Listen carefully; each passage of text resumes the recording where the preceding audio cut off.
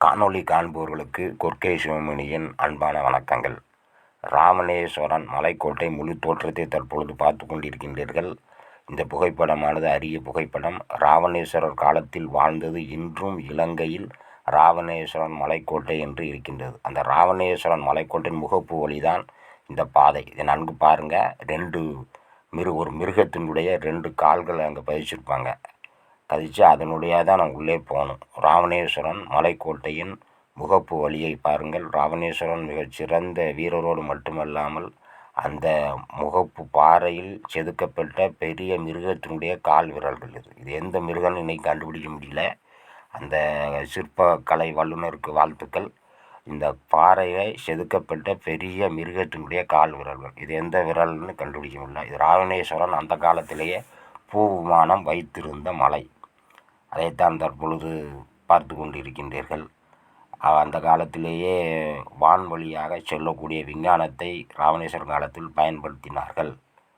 அடுத்தது ராவணேஸ்வரர் விமானம் தளமாகவே இந்த மலை இருந்ததாக அங்கே கருதப்படுகிறது. இது சாத்தியக்கூறா இல்லையா என்பதை தங்களுடைய கமாண்டில் பதில் சொல்லுங்கள்.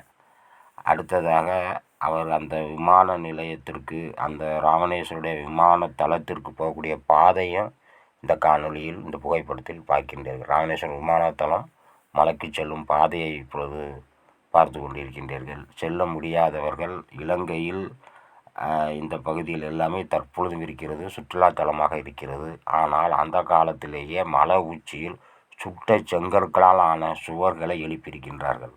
எவ்வளோ ஒரு ஆச்சரியமான விஷயம் பாருங்கள். மலை உச்சியில் செங்கற்கள், அதை பாருங்கள், சைடு ஃபுல்லாக சுட்ட செங்கற்களாக செங்கற்களை வைத்து கட்டியிருக்கின்றார்கள். இது நாகப்பாறை என்று இதை அழைக்கின்றார்கள். ஏனென்றால் இது நாகம் படையெடுக்கக்கூடிய அமைப்பில் இந்த பாறை இருக்குது. நன்கு பாருங்கள். இது நாகம் படையெடுத்த தலைப்பகுதி. இந்த பாறை நாகப்பாறை. அதே உடல் பகுதியும் ஒரு பாறையாக இருக்குது. அதுதான் உடல் பகுதி. இது நாகப்பாறையில் தனியாக இருக்குது. இது எந்த தொடர்பும் இல்லாமல் அப்படி தனியாக அப்படி விரிஞ்சு இருக்கிறது. இதுக்கு பேர் நாகப்பாறை என்று அழைக்கின்றார்கள். இந்த நாகப்பாறை என்பது நம்மளுடைய நாகம் என்பது மனிதனோட நெருக்கமாக இருப்பதை இந்த கல்ஓவியங்கள் நமக்கு காட்டுகின்றன. அடுத்தாப்புல பாதாள நீர் குகை. ஏன்னா மழை பெய்யும் போது அந்த நீரை இதுக்குள்ளே நிரப்பி இதன் மூலமாக இந்த பாதாள நீர் நீளமாக குளங்கள், மலையிலேயே குளங்கள் இருக்குது. எண்கோண பொய்கை வச்சுருக்காங்க. இது நல்லா பாருங்கள். மலை உச்சியில் எண்கோண பொய்கை என்பது ஒரு பக்கத்தில் நீர் விழுந்து கொண்டு குளம் மாறி இருந்து அதில் குளிக்கிறது பொய்கை. இந்த பொய்கையை மலை உச்சியிலே அமைச்சிருக்கிறது மிகப்பெரிய ஆச்சரியமான ஒரு விஷயம். மலை உச்சியில் தெப்பக்குளமும் இருக்கிறது.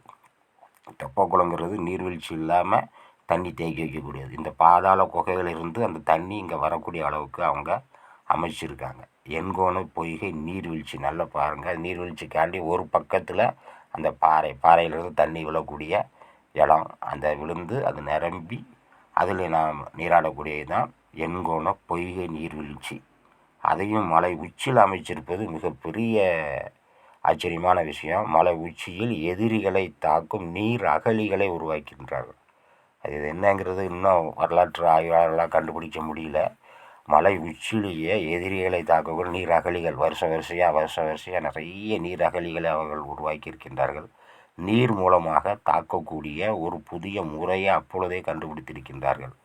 2வது, எதிரிகள் கோட்டைக்குள் வராமல் இருக்க 2 மிகப்பெரிய பாறையை முட்டி வைத்து பாதை குறுகலாக அமைத்து அதன் முன்பு பெரிய இடம், ஏன்னா பாதுகாப்புக்கு வீரர்கள் இருக்கக்கூடிய ஒரு பெரிய தளத்தையும் அமைத்திருக்காங்க. இதெல்லாம் மனிதனால் செய்யக்கூடிய செயலா என்பது தெரியல. அந்த பாறையில் பதிந்த பெரிய பாதத்தளம். அதை பாருங்கள். ஒரு பாறையில் ஒரு பெரிய பாதத்தளம். அப்பொழுது மனிதர்கள் ராவணேஸ்வர காலம் இயக்கர்கள், நாகர்கள் வாழ்ந்த காலங்கள். அவங்கெல்லாம் மிகப்பெரிய சக்தி படைத்தவர்கள். எல்லா சக்தியும் அட்டமா சக்திகளை பெற்றவர்களாக இருந்தால்தான் இந்த மாதிரி வேலைகளை செய்ய முடியும். அந்த நீர்வீழ்ச்சிக்கு அடியில் அமரும் கல் இறுக்கி வச்சுருக்காங்க. இது குளிர்சாதன பெட்டியை வச்சு இன்றைக்கி நாம் பயன்படுத்துவது போல் அந்த காலத்தில் கோடை காலத்தில் அமர்வதற்கு நீர்வீழ்ச்சி ஓடிக்கிட்டு இருக்கோம். அதுக்கு அடியில் அமருக்கல் பெரிய இருக்கை அமைச்சிருக்காங்க. இது வந்து குளிர்சாதன வசதி. இப்பொழுது நாம் குளிர்சாதன வசதியை வச்சுருப்பது போல் அது இயற்கையாக இருக்கக்கூடிய குளிர்சாதன வசதி இருக்கை கல் அப்படின்னு நம்ம இதை வந்து அழைக்கலாம். அவ்வளவு நாகரிகத்தில் பல ஆயிரக்கணக்கான ஆண்டுகளுக்கு முன்பே ராமநேஸ்வரன் காலத்தில் தமிழர்கள் மிகச் சிறப்போடு இருந்ததோடு மட்டும் இல்லாமல் இலங்கை முழுவதுமே தமிழுடைய நாடு என்பதற்கு இது ஒரு மிகப்பெரிய சான்று. இந்த மலை வந்து மிகப்பெரிய சான்று. அனைவருக்கும் பாருங்கள். இது கருத்துக்கள் இருந்தால் கமெண்ட்ல சொல்லுங்கள். நன்றி, வணக்கம்.